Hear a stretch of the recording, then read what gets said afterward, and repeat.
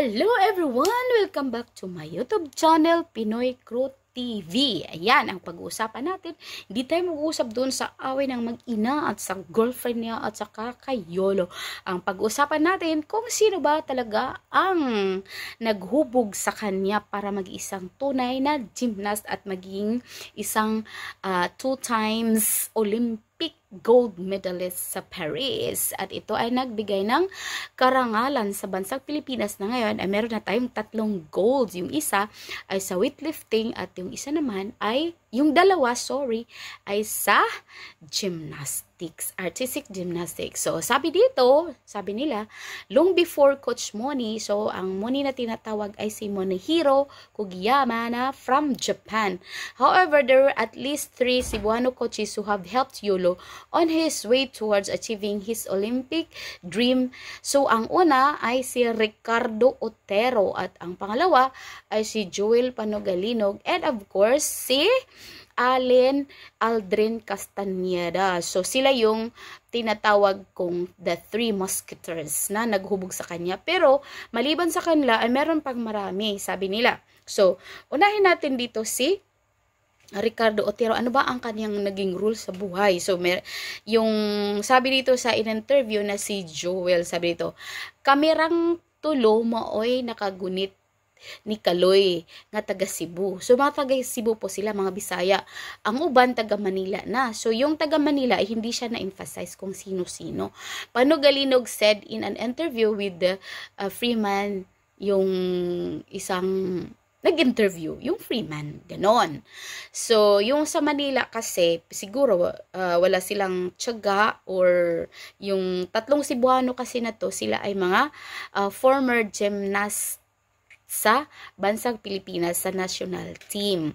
Tapos, naging mga coaches na din sila at yung pangatlo sa kanila ay si Aldrin Castañeda na isang national coach sa Pilipinas. Itong si Ricardo Otero at saka si Joel ay doon sila sa labas. So, i-advertise ko si si Joel ano ba yung apelido? Ang hirap Panogalinog ay coach pala siya sa ibang bansa at saka meron siyang YouTube na isa lang yung kanyang subscriber at nag-subscribe na rin ako, so 2 na.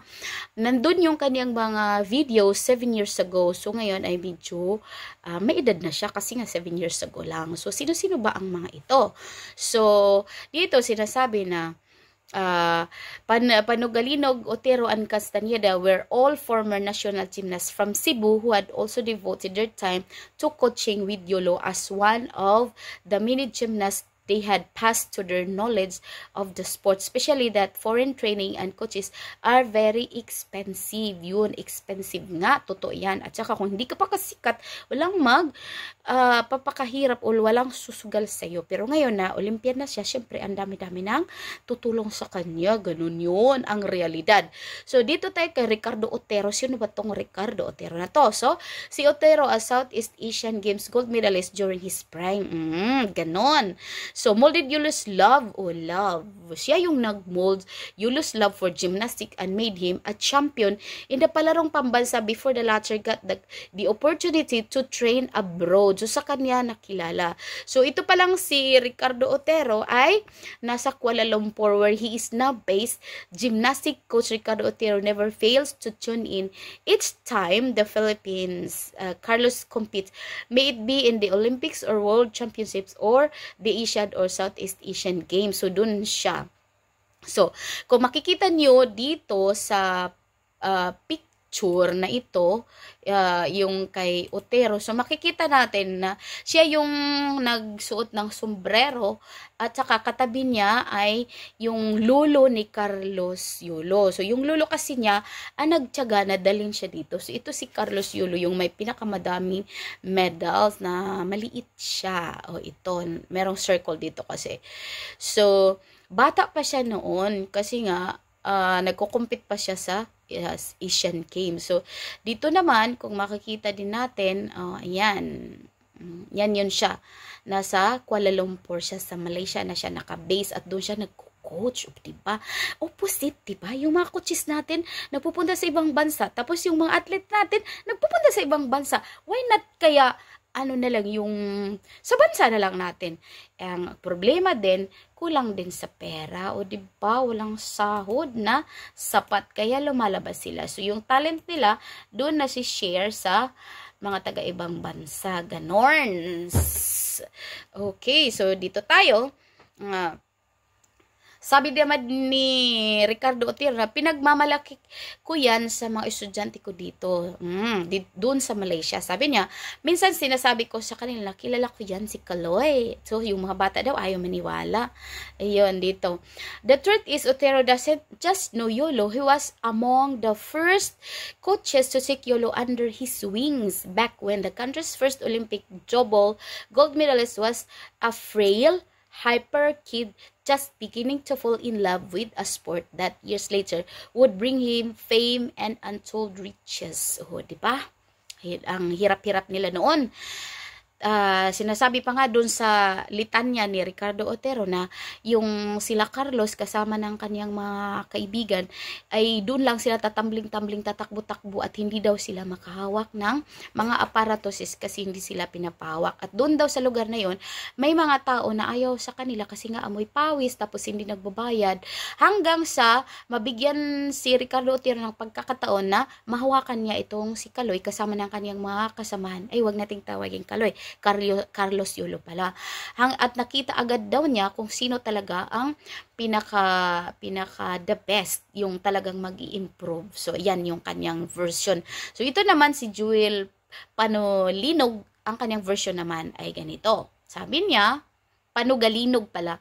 Also helped YOLO when he was in the development pool of the country's men's artistic gymnastics. So, sa pool din siya. Kasi si Otero, sa ano siya? Sa exercise sa floor. Okay? Actually, sabi niya, dagan mi nagtudlo yung Kaloy, mga foreign national teams, mga teammates na now, listen, and humble nga bata. Dagan na sila among gitudluan. Ang usa iyang cousin gold medalist sa floor sa last SEA Games in Vietnam. So, nanalo yung kanyang kasi matagal na itong interview na to, binasa ko lang. So, yung kanyang first cousin nga pala, nanalo sa Vietnam at saka sa SEA Games sa Cambodia. Gold din, floor exercise din. So, di ba, paborito nila ang floor exercise. Siguro madali yun. Kaysa ring at doon sa uneven bars at saka doon sa vault. Yolo said, become lot stronger. So, sabi ni Joel Panugalinog na si Yolo ay naging strong, malakas nung nandun na siya sa Japanese coach na si Monihiro Kogiyama. Ayan. Sabi niya, ang nagpakusog yun ana niya si Coach Moni. Nag-training na siya sa Japan under the supervision of Coach Moni, Japanese coach, sabi ni Joel Panugalinog. Yun, when Coach Moni and Yulis parted this way. So, nung naghiwalay na sila, naghiwalay parang girlfriend, naghiwalay din sa tagal ng panahon. So, naghiwalay na sila, ayan. So, sumalo itong si Coach Aldrin Castañeda kasi nga siya ay national coach. So, parang, ano ba? Obligasyon niya. O yan.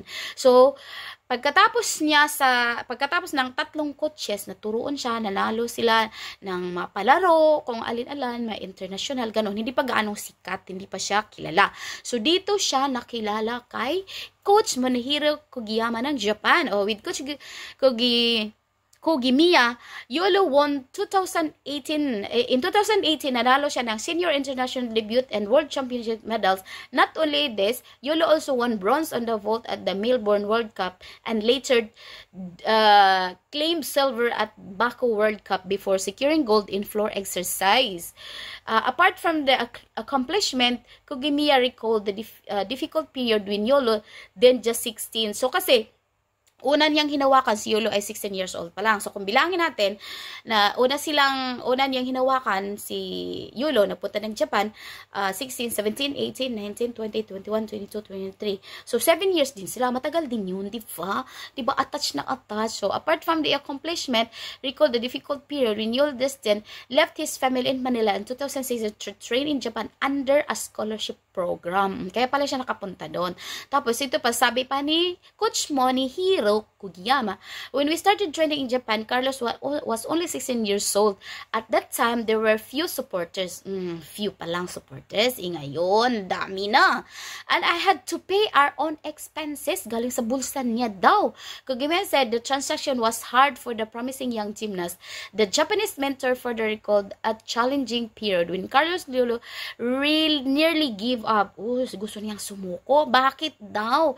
Kasi gusto niyang sumuko is because due to the obstacles like language and cultural barriers. So nga naman kasi hirap na mga arigato. Kusaimasu, mahirap na. At saka yung culture sa kanila. Kasi sa kanila, pag nagtitraining ka, bawal mag-enjoy.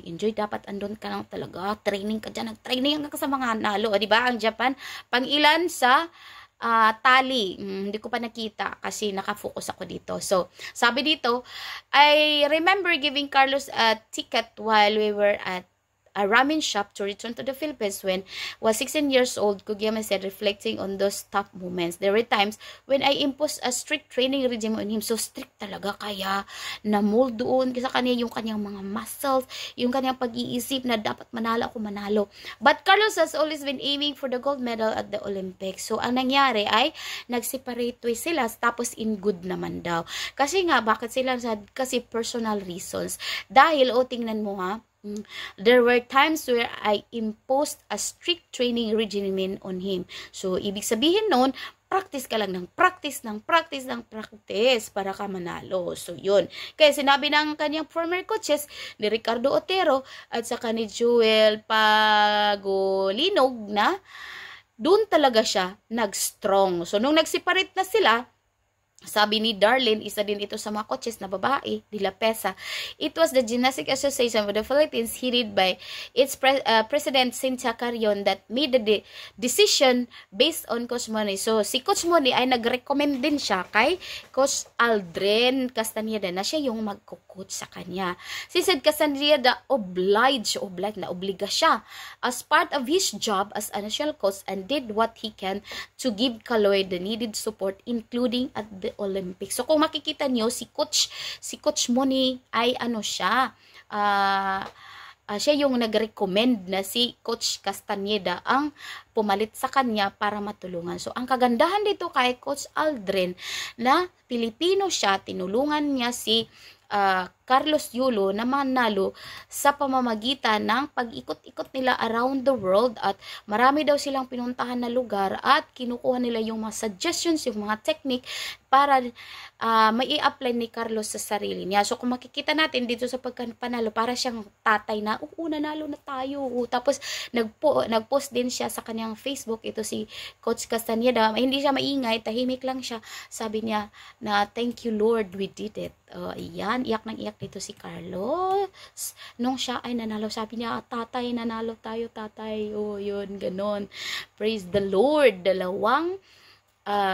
gold medals ang napanalo na. So, kaya, ang ating makukuhang lesson dito na, try and try until you get what you want to get. Kagaya kay Carlos Yulo. At ang makukuhang lessons natin na sa bawat panalo, sa bawat achievement ng ating buhay ay may mga taong nakapaligid sa atin at may mga taong sumuporta sa atin.